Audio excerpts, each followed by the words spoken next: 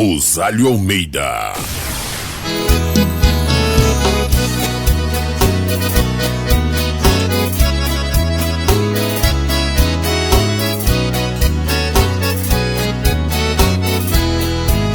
Morava no Paraná, mudei para o Mato Grosso, atravessei 2 estados, daquele rincão colosso. Morava no Paraná, mudei para o Mato Grosso, atravessei 2 estados, daquele rincão colosso.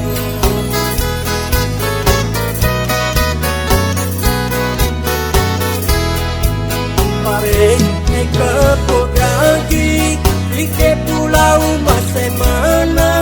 No meio de tantas morenas, encontrei uma goiabana. Parei em Campo Grande, fiquei por lá uma semana. No meio de tantas morenas, encontrei uma goiabana.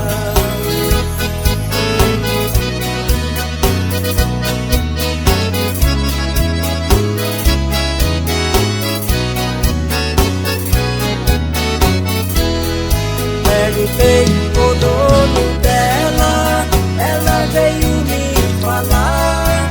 O meu nome é Marisa, eu moro em Cuiabá. Perguntei o nome dela, ela veio me falar. O meu nome é Marisa, eu moro em Cuiabá.